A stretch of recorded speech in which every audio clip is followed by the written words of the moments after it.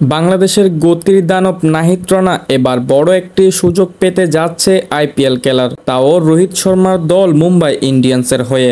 দর্শক, আপনারা সকলেই জানেন বাংলাদেশ বনাম পাকিস্তান টেস্ট ম্যাচে সবচেয়ে গতিময় বোলার এই নাহিদ তার কেরিয়ারের উজ্জ্বল সময়টা সুন্দরভাবে কাটাচ্ছে। কিছুদিন পরে হয়তো তাকে বাংলাদেশ ক্রিকেটের অন্য ফরম্যাটগুলোতেও দেখা যাবে। তবে তার আগেই বড় একটি সুযোগ পেতে যাচ্ছে আইপিএল এর মতো বড় একটি টুর্নামেন্টে। নাহিদ পেতে যাচ্ছে বড় অঙ্কের একটি টাকা। 2025 আইপিএল অনুষ্ঠিত হবে মেগা নিলাম, যেটি 2 দিন ব্যাপী হয়ে থাকে। কারণ আইপিএল ফ্রাঞ্চাইজিগুলোতে মাত্র 4 জন করে খেলোয়াড় থাকে, তাই 16 জন খেলোয়াড় কিনতে আরো অনেক টাকা খরচ করতে হয়। আইপিএল টুর্নামেন্টে নাহিদ রানা সবচেয়ে বেশি চান্স পাওয়ার সুযোগটি আছে মুম্বাই ইন্ডিয়ান্সে। তার প্রধান কারণটি হলো মুম্বাই ইন্ডিয়ান্স সব সময় গতিময় বোলারদের টার্গেট করে থাকে।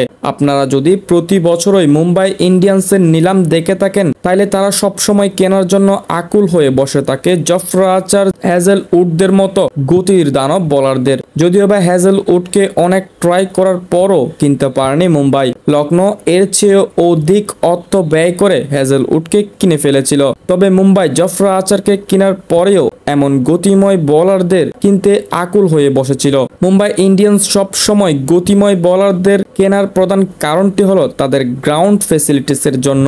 আইপিএল এর নিয়ম অনুযায়ী একটি দল মোট 7টি ম্যাচ তাদের হোম গ্রাউন্ডে খেলবে। সেই দিক থেকে যদি তুলনা করা হয়, তাহলে মুম্বাই ইন্ডিয়ান্সের 7টি ম্যাচ এই ওয়েনকেট স্টেডিয়ামেই অনুষ্ঠিত হবে, যার জন্য গতিময় বোলার বেশি প্রয়োজন। কারণ ওয়েনকেট স্টেডিয়ামের পিচে সবচেয়ে সফল বোলারদের তালিকাটা যদি দেখতে যান, তাহলে অবশ্যই গতি ও বাউন্স বোলারদের প্রথম সারিতে দেখবেন। এই বিষয়গুলো চিন্তা ভাবনা করলে মুম্বাই ইন্ডিয়ান্সের চোখ 2025 আইপিএল নিলামে নাহিদ রানার উপরেই থাকবে। এখন শুধু বিসিবিকে এনওসি দিতে হবে এবং সকল ম্যাচের জন্য অ্যাভেলেবেল রাখতে হবে। তাতেই নাহিদ রানা দুর্দান্ত পারফরমেন্স করার সুযোগ পাবে আইপিএল এর মতো বড় একটি টুর্নামেন্টে।